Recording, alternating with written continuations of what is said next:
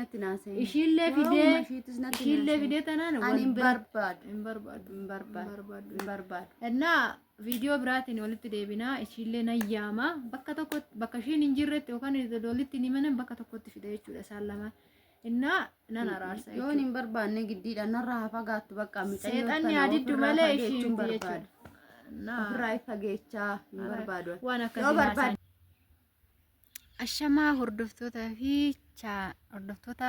fi kabajamtoota chaanaalii maartii akkam jirtan nagaa keessanii yeroo tokko nama dagachiisa akkam jirtu ijoollee fayyaa keessanii nagaa godhaa galata waaqayyoo baga sa'a kana geechanii baga ayyaana musliimotaanis isiniin ga'ee baga ramadaanii warri ramadaan keessartanii baga itti isiniin ga'een jedha. warri madaamii ijoolleen madaamii hundi keessanii baga hojiillee irraa haftanii isiniin jechuu barbaada baga isiniin ga'ee hunda keenyanuu baga waliin ga'ee innaa nagaa keechanii ani nagaa koodha galata waaqayyoo isinis baga nagaa fayyaa taatanii isiniin jechuu barbaada innaa akkam jirtu nagaa keessanii hindu kanaa maalidha roobni akka malee jira biyya keenya jechuudha hin qorra waan ta'eef innaa kana fakkaataa isiniin jechuun barbaada.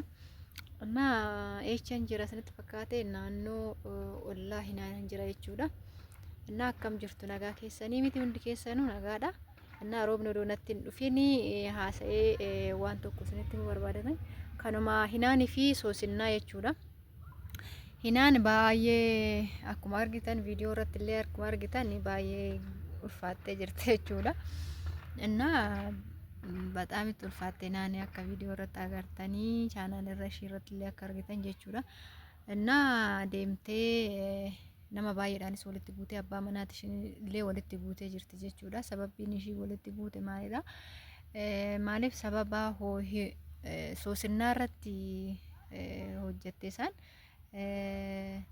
isa sababa daa'ima ishii YouTube irratti galakeessaniin soosinnaan immoo dhaxxee himatte jechuudha.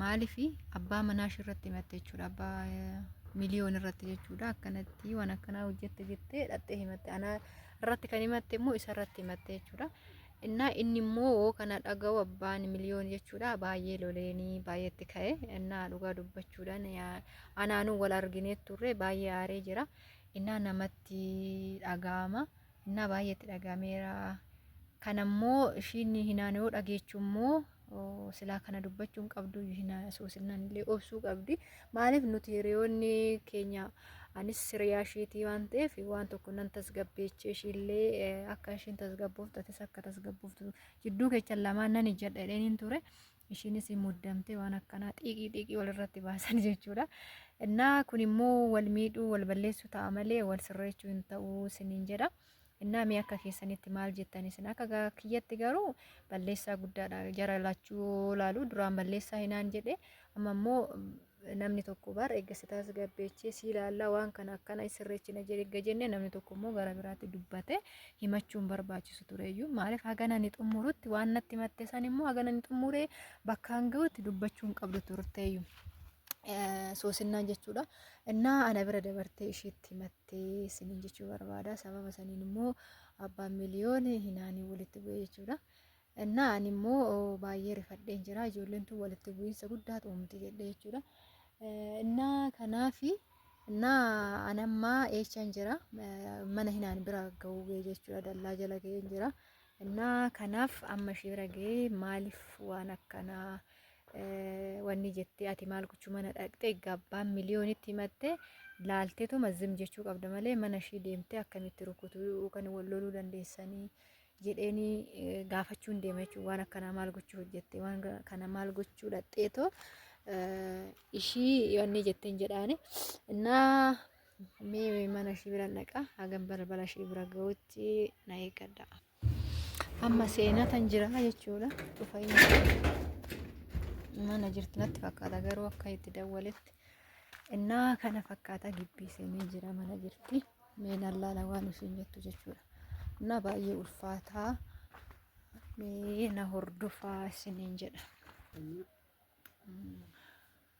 ashamaa hordoftoota keenya akkam jirtu nagaa keechanii nagaa koodha galata waaqayyo kunoo mana hinaan seeneen jira irratti karaa irratti dhufaa waan naasee illee haseen jira.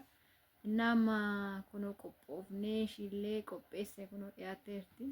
Anallee asii akka girgiddaatti nan buusne sodaadhe argitaniirta viidiyoo irratti maaliif na qopheessite? Yookaan garuu soofaa namni duuba soofaatu jira waan ta'eef.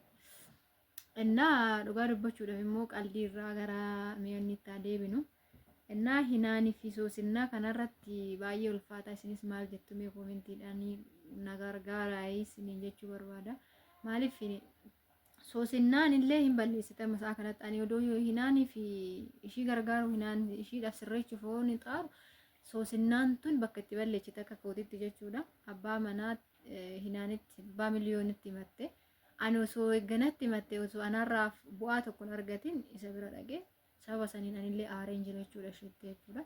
Innaa maaliif itti mattee deebitee immoo ishii hinaan immoo aariidhaan walitti bu'anii deebitee maal gochuu waan kana ammas namatti na himatti jettee dhattee walitti buutee walitti bu'an jechuudha akkuma viidiyoo irratti agartan jechuudha. Innaa kanaafi mee hinaan maal gochuu dhattee maalinni rakkinni keessanii jennaan.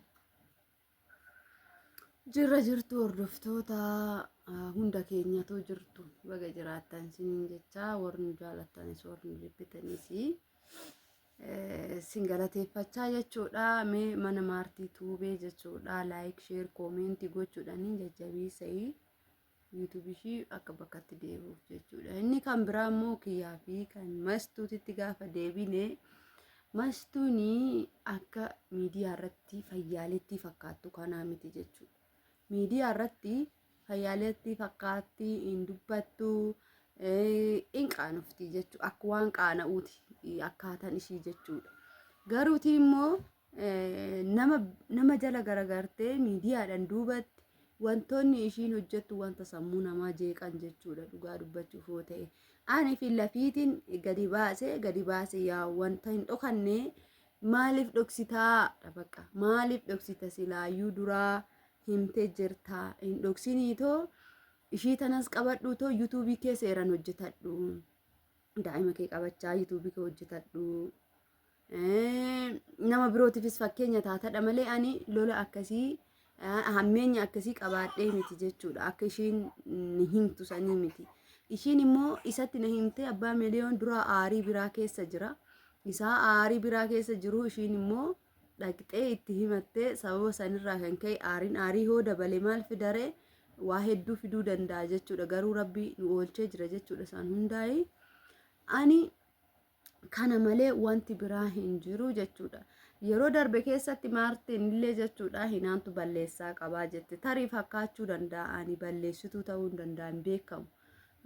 Namatti ani ofii kiyyaa gaariin hojjedheen jedhaa mitiiree namatti immoo badii hojjechuun kiyya itti mul'achuu danda'a nama na laalu sanitti. Maartiinis akka na laaltatti samoona duraa isheetu balleessaa qabaa jettee jirti.